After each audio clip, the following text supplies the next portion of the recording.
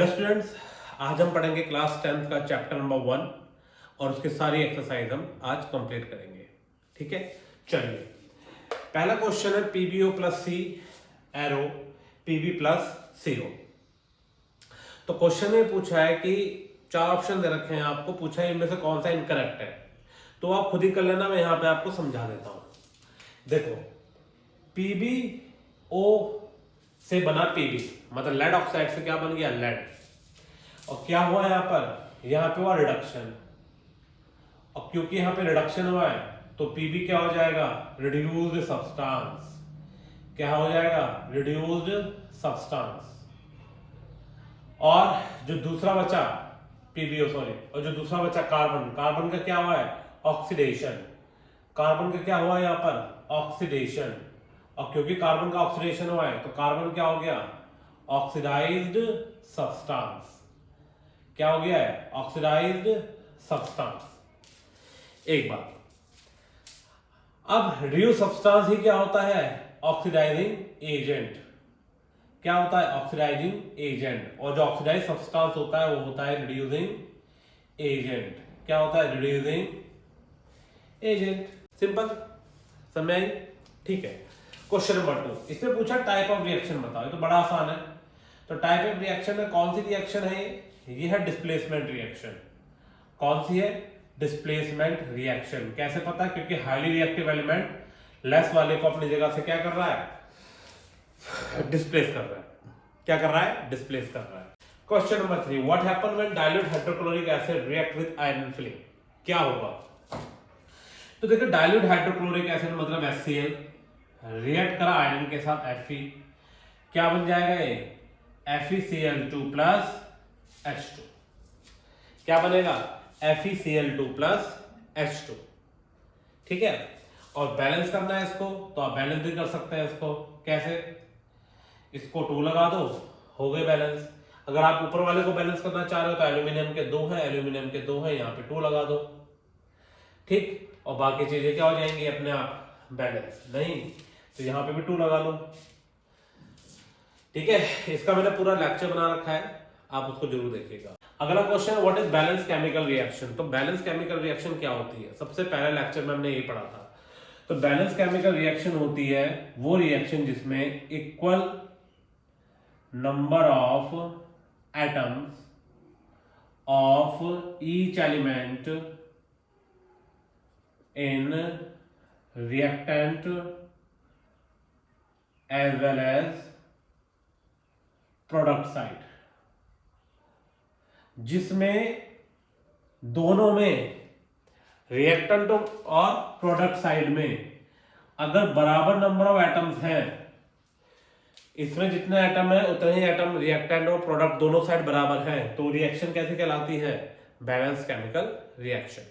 ठीक है, अब आगे उससे पूछा है why should we balance a chemical reaction, तो इसमें आ जाएगा to follow law of conservation of mass. Law of conservation of मास।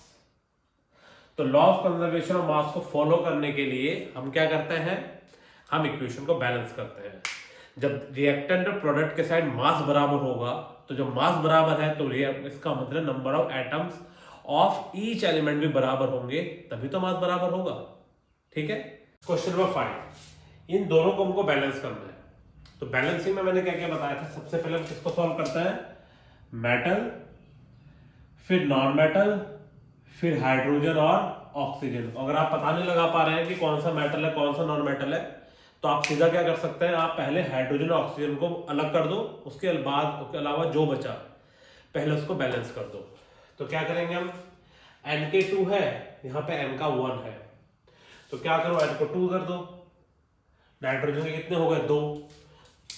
दूसरी बात मैंने बताई थी, डू नॉट चेंज फार्मूला। हमें क्या नहीं करना, फार्मूला चेंज नहीं करना है, तो इसलिए हमने इसके आगे लगाया नंबर, मॉलिक्यूल बढ़ा दिए, ना कि इसका फार्मूला चेंज कर दिया। हाइड्रोजन के 2, हाइड्रोजन के यहाँ पे 6 है, तो यहाँ पे 3 कर दो, 3 2 जा 6, हो गया बैलेंस। ठीक है, सल्फर का 1, सल्फर का 1, ऑक्सीजन के 2, ऑक्सीजन के 3, हाइड्रोजन के 2, हाइड्रोजन के 2, ये थोड़ा ट्रिकी क्वेश्चन है, हल्का सा। तो मैंने कल एक चीज बताई थी, जब हमने PbNO3 का होल टॉयल लेड नाइट्रेट को हीट किया था, तो ऑक्सीजन के यहाँ पे कितने आ रहे हैं 3। यहाँ पे आप कितने बढ़ा लो, इसकी वजह से हमेशा ऑक्सीजन के नंबर ऑड रहेंगे। तो इसको ही क्या कर लो, पहले इवन कर लो। तो हाइड्रोजन के कितने हो गए 4, यहाँ पे हाइड्रोजन के कितने हैं 2, ऑक्सीजन के कितने हैं 4, यहाँ पे 2 कर लो हो गए 4। सल्फर का कितना है 1, सल्फर का कितना है 2, तो सल्फर के कर दो 2। गलत हो गया क्वेश्चन। अगर हम सल्फर के यहाँ पर 2 करते हैं तो ऑक्सीजन के कितने हो गए 2 और 2 4, 5 6, और ऑक्सीजन के कितने पड़ेंगे हमको 6 करने के लिए यहाँ पर करना पड़ेगा 3। समझे बात?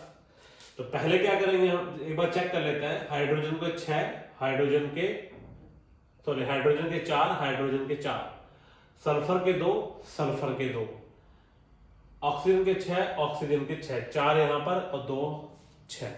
ठीक, तो ये क्वेश्चन में आपने क्या सीखा कि हमारे पास अगर किसी वजह से नंबर ऑड बन रहा है, कोई भी एटम ऑड नंबर टाइम आ रहा है, तो उसको इवन बनाने की हमें कोशिश करनी चाहिए।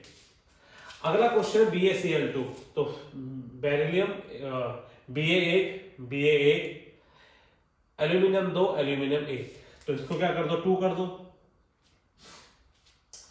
S3, S कितना है यहाँ पर 1, इसको 3 कर दो। ऑक्सीजन कितने हो गए 4 और 3 12, 4 3 12, यहाँ पे ऑक्सीजन कितने हो गए 12। तो Ba का 1, यहाँ पे Ba के 3 है, तो Ba के कितना कर दिया यहाँ पर 3 कर दिए। तो Ba के 3, क्लोरीन के 6, क्लोरीन के 3 2 6, एल्यूमिनियम के 2, एल्यूमिनियम के 2, सल्फर का 3, सल्फर के 3, ऑक्सीजन के 12, ऑक्सीजन के 12। ठीक है, अगला K1, K का 1, हाइड्रोजन 2, हाइड्रोजन 2 और 1 3, फिर से वही बात, यहां पे कितने आ रहा है 2, यहां पे आ रहा है 3, इसकी वजह से ऑड बन रहा है हाइड्रोजन के नंबर, तो यहां पे क्या कर दिया हमने 2 कर दिया। तो यहां पे कितना हो गया 2, हाइड्रोजन के कितने हो गए 4, यहां पे करा 2, और हमारी इक्वेशन हो गई बैलेंस। तो ये वाला क्वेश्चन बड़ा इंपॉर्टेंट है, जहां पे आपको ऑड को क्या करना है इवन करना है। तो 2 के 2 पोटेशियम, 4 हाइड्रोजन, 2 और 2 4 हाइड्रोजन, ऑक्सीजन के 2, ऑक्सीजन के 2। अगला क्वेश्चन है बैलेंसिंग का है, हाइड्रोजन का बाद में करेंगे, पहले हम करते हैं कैल्शियम को 1, कैल्शियम को 1, उसके बाद नाइट्रोजन को 1, नाइट्रोजन के 2, तो यहां पे नाइट्रोजन को हम कर देंगे 2। ऑक्सीजन का कितना 6 7 8, ऑक्सीजन कितना है यहां पर 6 और 1 7, 3 2 6 और 1 7, तो इसको 2 कर दो। फिर से ये बात ऑड वाली, तो कितने हो जाएंगे 8, यहां पे ऑक्सीजन कितने हो गए 2 और 6 8। एक बार शुरू से चेक करो, हाइड्रोजन के 2 और 2 4, हाइड्रोजन के 4, नाइट्रोजन का 2, नाइट्रोजन के 2, ऑक्सीजन के 6 और 2 8, 2 और 6 8, कैल्शियम का 1, कैल्शियम का 1, और बाकी हमने बैलेंस कर लिए हैं।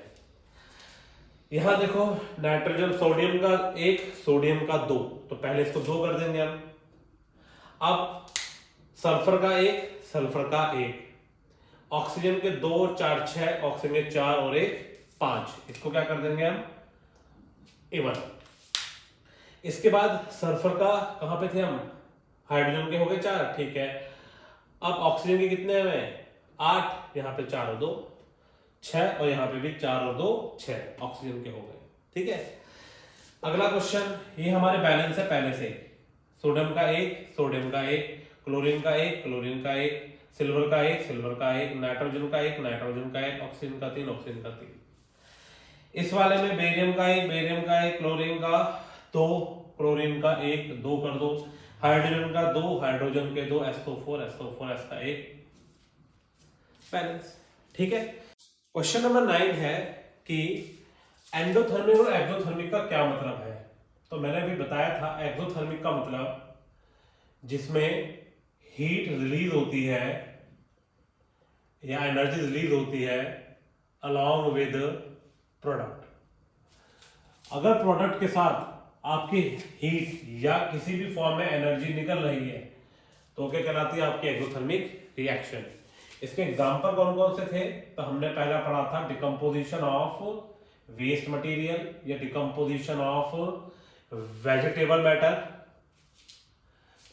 मैटर इनटू कंपोस्ट, ठीक है ना। दूसरा हमने पढ़ा था रेस्पिरेशन और तीसरा हमने पढ़ा था बर्निंग ऑफ फ्यूल, ठीक है। तो बर्निंग ऑफ फ्यूल, ये तीनों क्या है, ये तीनों हमारे एक्सोथर्मिक रिएक्शन है। अगला पूछा है एंडोथर्मिक क्या होता है। तो देखो एंडोथर्मिक रिएक्शन वो होती है जो एक्सोथर्मिक के तो उल्टा होती है, लेकिन इसमें हीट इज या एनर्जी इज रिक्वायर्ड, एनर्जी की जरूरत होती है for the reaction to take place. अगर रिएक्शन को होना है तो इसमें क्या होगा, हीट की जरूरत पड़ती है। इसे हम क्या कहते हैं, इसे हम कहते हैं एंडोथर्मिक रिएक्शन। और इसका एग्जांपल है फोटोसिंथेसिस। क्या है इसका एग्जांपल, फोटोसिंथेसिस, ठीक है। ओके, नेक्स्ट क्वेश्चन हमारा कि रेस्पिरेशन को एक्सोथर्मिक रिएक्शन क्यों कहते हैं। तो अभी हमने क्या पढ़ा कि जो रेस्पिरेशन क्या है, एक्सोथर्मिक का एग्जांपल है। एक्सोथर्मिक माने जिसमें हीट या एनर्जी रिलीज होती है। रेस्पिरेशन क्या होता है, ऑक्सीडेशन ऑफ फूड। अगर हम एक लाइन में पढ़े तो ये होता है ऑक्सीडेशन ऑफ फूड, खाने का टूट जाना। या अगर हम इसको थोड़ा एलाबोरेट करें तो हम बोलेंगे जब फूड ऑक्सीडाइज होता है या food produce energy in the presence of किसके, in the presence of oxygen, then energy is release. तो एनर्जी क्या हो रही है, फिर से रिलीज हो रही है। तो जो एनर्जी रिलीज होती है उसको हम क्या कहते हैं, उसको हम केमिस्ट्री में कहते हैं एक्सोथर्मिक रिएक्शन। अब क्योंकि रेस्पिरेशन में भी क्या हो रहा है, एक्सोथर्मिक रिएक्शन हो रहा है या एनर्जी निकल रही है, इसीलिए रेस्पिरेशन भी हमारा कैसा हुआ, एक्सोथर्मिक रिएक्शन हुआ, ठीक है। क्वेश्चन नंबर 11 है कि डिकम्पोजिशन और कॉम्बिनेशन रिएक्शन एक दूसरे के अपोजिट क्यों होती है। ये आप सबको पता होगा, बहुत आसान क्वेश्चन है। यह है क्वेश्चन नंबर 11। तो देखिए कॉम्बिनेशन रिएक्शन में क्या होता है, इन कॉम्बिनेशन रिएक्शन दो चीजें मिलकर एक हो जाती है। मतलब कॉम्बिनेशन रिएक्शन में दो चीजें मिलकर एक चीज बनाती है। जैसे H2 plus O2 arrow H2O balance कर लेंगे। जैसे CaO calcium oxide plus H2O मिलकर बन गया CaOH का होल ट्वाइस। तो ये सब क्या है हमारी कॉम्बिनेशन रिएक्शन। दूसरा नंबर है डिकम्पोजिशन रिएक्शन।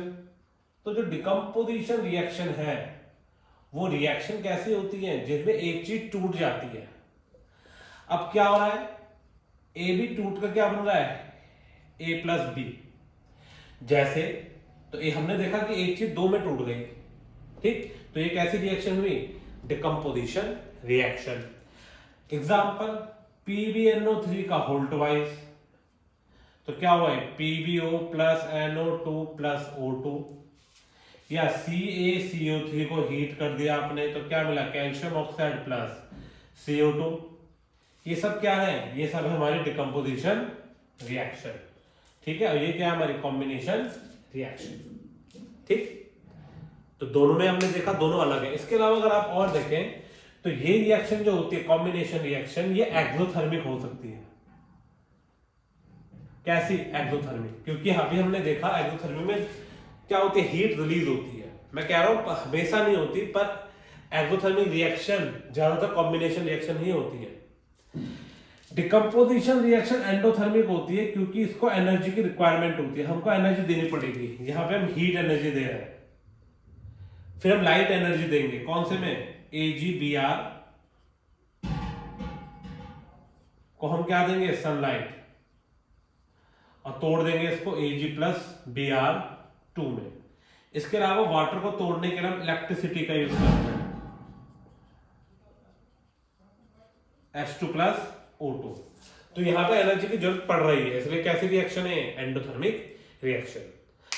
इसलिए दोनों रिएक्शन क्या आपस में बिल्कुल अलग अलग है। क्वेश्चन नंबर 12 में हमसे डिकम्पोजिशन रिएक्शन पूछी है और कहा है कि कौन सी ऐसी 3 रिएक्शन है जिसमें एक में तो आपको हीट चाहिए हो, एक में लाइट और एक में इलेक्ट्रिसिटी। ये हम पहले भी कर चुके हैं, एक बार फिर करते हैं। देखो हमने पढ़ा था लेड नाइट्रेट वाला, PbNO3 का होल्ट वाइज को जैसे आप हीट दोगे टूट जाता है PbO plus NO2 plus O2। इसको बैलेंसिंग में मैंने बता रखे, ठीक है, वो देख लेना। लाइट में आपको चाहिए AgBr सिल्वर ब्रोमाइड, तो यहां पे क्या है, यहां पे बनेगा Ag plus Br2।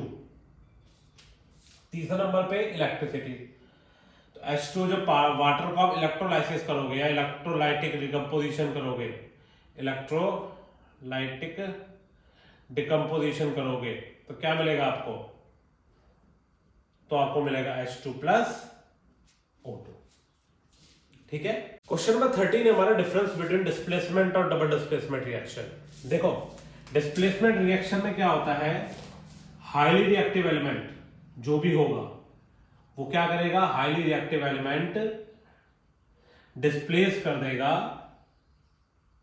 Less reactive या लो रिएक्टिव एलिमेंट को, low reactive element from its compound, from its compound, अपने कंपाउंड से उसको वो कंपाउंड, अपने कंपाउंड से उसको हटा देगा।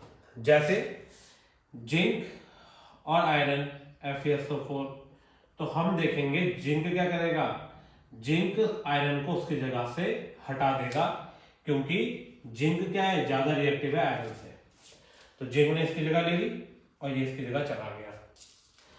डबल डिस्प्लेसमेंट रिएक्शन में क्या होता है, डबल डिस्प्लेसमेंट रिएक्शन में एक्सचेंज ऑफ गैसेज होता है, क्या एक्सचेंज ऑफ आयंस होता है, sorry exchange of ions, ions आपस में एक्सचेंज होते हैं।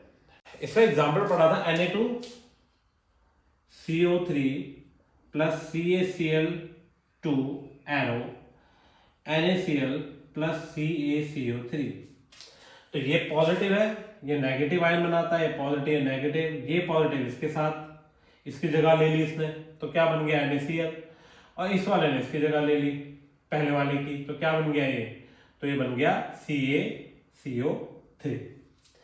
तो आयंस क्या हो गया, आपस में एक्सचेंज हो गए, इसलिए इसका नाम क्या है, डबल डिस्प्लेसमेंट। दो बार डिस्प्लेसमेंट हुआ, दो बार आयन क्या हुए, अपने एक्सचेंज हुए, इसलिए इसका नाम क्या, डबल डिस्प्लेसमेंट रिएक्शन। एग्जांपल, एक एग्जांपल मैंने पहले कराया था, एक एग्जांपल ये भी मैंने पहले कराया था, याद रखें। Question number 14, in the refining of silver the recovery of silver from the silver nitrate solution involve displacement of copper metal. तो कॉपर मेटल का यूज किया जाता है सिल्वर नाइट्रेट से सिल्वर को अलग करने के लिए, तो कुछ नहीं, ज्यादा दिमाग हम नहीं लगाएंगे इसमें, जो बोला है वैसे करना है। सिल्वर नाइट्रेट AgNO3 किससे डिस्प्लेस करना है, कॉपर से, तो लिख दिया हमने Cu, क्या हो जाएगा, ये हो जाएगा CuNO3 का होल ट्वाइस प्लस Ag, इतना सा बैलेंस, कॉपर एक NO N1 N2, इसको 2 लिख दो और यहाँ पे भी 2 कर दो, हो गए बैलेंस। इतना सा रिएक्शन लिखनी होता है, ठीक है, आसान था।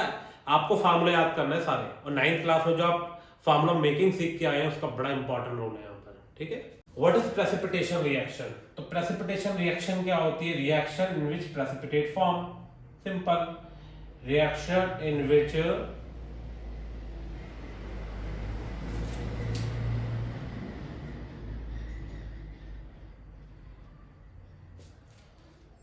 reaction in which insoluble substance form, that is called precipitate, जिसे हम क्या कहते हैं, precipitate। रिएक्शन फिर से PbNO3 का होल ट्वाइस हीट कर दिया PbO plus NO2 plus O2, ये क्या है, ये है PPT माने प्रेसिपिटेट, प्रेसिपिटेट माने इनसॉल्युबल सब्सटेंस। आगे उसने पूछा ऑक्सीडेशन रिडक्शन बताओ। देखो ऑक्सीडेशन क्या है, ऑक्सीडेशन है सिंपली गेन ऑफ ऑक्सीजन, नाम से क्लियर है, और रिडक्शन है हमारा कौन सा, लॉस ऑफ ऑक्सीजन। ये तो बोला इसने लॉस और गेन ऑफ ऑक्सीजन के हिसाब से बताओ। तो oxidation gain of oxygen, reduction loss of oxygen. Example Cu plus O2 CuO, Mg plus O2 MgO, ये दोनों हो गए ऑक्सीडेशन के। किसके? ऑक्सीडेशन के, क्योंकि कॉपर यहाँ पर अकेला है, यहाँ पे उसको ऑक्सीजन मिल गई, तो क्या हो गया इसका? ऑक्सीडेशन, ऑक्सीजन का मिलना ऑक्सीडेशन। सिमिलरली मैग्नीशियम के साथ भी ऐसे हुआ, मैग्नीशियम में अकेला था, यहाँ पे उसको ऑक्सीजन मिल गई तो मैग्नीशियम ऑक्साइड बन गया। यहाँ पे भी क्या हो गया इसका? ऑक्सीडेशन। आगे रिडक्शन में इसी को उल्टा कर देना आप, Cu प्लस O2 हीट देकर। ठीक, इसके अलावा अगर आपको और करना है तो आप ये भी कर सकते हो, ZnO plus C, Zn plus CO। क्या हुआ यहाँ पर? इसके साथ लॉस ऑफ ऑक्सीजन, जो लॉस ऑफ ऑक्सीजन हुई तो क्या हो गया? ये रिडक्शन। क्या हो गया? ये रिडक्शन। ठीक है, तो दो एग्जांपल हमने देखे ऑक्सीडेशन के और दो एग्जांपल किसके? रिडक्शन के। ठीक है, रिडक्शन क्या होता है? रिडक्शन होता है लॉस ऑफ इलेक्ट्रॉन ऑक्सीजन, और ऑक्सीडेशन होता है gain of oxygen. Question number 17, a shiny brown colored element acts on heating in air become black in color. shiny brown colored element कौन सा होता है? दूसरा, आगे उसने पूछा है कि on heating in air become black, और बाद में क्या होता है? ब्लैक हो जाता है। तो याद रखना, हमने एक्टिविटी में भी कर रखा है। ये बात कर रहा है किसकी? कॉपर की। कि कॉपर ही है जो ऑक्सीजन के साथ रिएक्ट करके क्या बनाता है? ये बनाता है कॉपर ऑक्साइड। और कॉपर ऑक्साइड का कलर क्या होता है? कॉपर ऑक्साइड ब्लैक कलर का होता है। याद है एक्टिविटी करी थी हमने? ये एक्टिविटी में है। ठीक है, अगर आपने एक्टिविटी नहीं पढ़ी तो आपका फर्स्ट चैप्टर कभी भी पूरा नहीं हो सकता, क्योंकि बिना एक्टिविटी के आपके कॉन्सेप्ट बिल्ड नहीं होंगे। ठीक है, चलिए आगे। Why do we apply paint on iron articles? तो क्यों करते हैं? बिकॉज पेंट क्या करता है? पेंट करता है एक लेयर बनाता है। पेंट क्या बनाता है? A layer around iron. ये आयरन के चारों तरफ एक क्या बनाता है? लेयर बनाता है। और ये जो लेयर होती है ये प्रोटेक्ट करती है किसको? आयरन को फ्रॉम रस्टिंग, ताकि इस पे जंग न लग जाए, क्योंकि ये इसको रोकेगा किसके साथ? आयरन को ऑक्सीजन और वाटर के साथ मिक्स होने से बचाएगा। ठीक, आगे है oil and fat containing food items are flushed with nitrogen. Why? ये हमने पढ़ा था रेंसिडिटी में। क्या था कि नाइट्रोजन क्या होती है? अनरिएक्टिव गैस है, लेस रिएक्टिव गैस है। ठीक है, और जब ये लेस रिएक्टिव है तो it prevent oxidation of food, oxidation of food. ये फूड के ऑक्सीडेशन को रोकेगा, और जो ऑक्सीडेशन नहीं होगा फूड का तो खाना खराब नहीं होगा। ऑल्सो प्रिवेंट किसको? ऑल्सो प्रिवेंट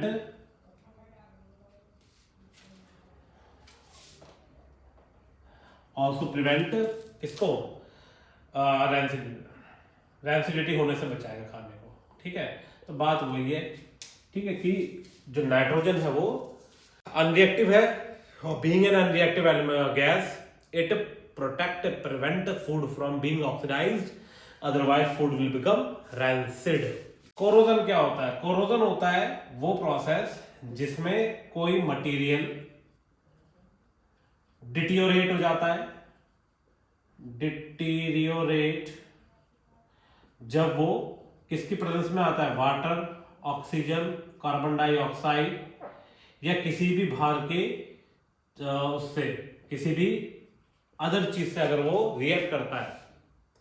ठीक है, कोरोजन क्या होता है? कोरोजन का मतलब है वो मटेरियल, अगर कोई मटेरियल डिटीरियोरेट हो जाए, डिटीरियोरेट माने खराब हो जाए, जब पानी, ऑक्सीजन या कार्बन डाइऑक्साइड मिलकर उसको खराब कर दें तो उस प्रोसेस को हम कोरोजन कहते हैं। और इसी कोरोजन को आयरन में क्या कहते हैं? आयरन में जब कोरोजन होता है तो उसको बोलते हैं रस्टिंग। क्या बोलते हैं हम? रस्टिंग। ठीक है, पिछले लेक्चर में हमने पढ़ा है। रैंसिडिटी क्या होता है? रैंसिडिटी का मतलब होता है जब फूड को हम कुछ समय के लिए रखते हैं तो उसका स्मेल चेंज, स्मेल चेंज के अलावा उसमें उसका कलर में भी चेंज, ठीक है, और उसका टेस्ट चेंज हो जाता है। और ऐसा इसलिए होता है क्योंकि लंबे समय तक रखने पर उस पर खाने का क्या हो जाता है, ऑक्सीडेशन। जब ज्यादा से खुला रखेंगे तो खाने उसको जो ऑक्सीजन है उसको ऑक्सीडाइज कर देगा, उसको खराब कर देगा और उसमें बास आने लग जाएगी, खाना क्या हो जाएगा, rancid, and this process called rancidity. ठीक है, इस प्रोसेस को हम क्या कहते हैं, रैंसिडिटी। तो इस लेक्चर में हमने कुल मिलाकर सारे के सारे ही जितने भी हमारे एक्सरसाइज के क्वेश्चन है सारे सॉल्व कर दिए। फर्स्ट चैप्टर केमिस्ट्री का सारा हो चुका है। मैं इसी में आगे सारे इंपॉर्टेंट क्वेश्चन इस चैप्टर से रिलेटेड डाल दूंगा, उसको जरूर प्रिपेयर करें। आपका पेपर कभी भी होगा, क्वेश्चन पेपर इन्हीं क्वेश्चन में से बनेगा, आप चेक कर सकते हैं। ठीक है, अब हम मिलेंगे अगले लेक्चर में जिसमें हम सेकंड चैप्टर को स्टार्ट करेंगे केमिस्ट्री के। ठीक है, ओके, बाय।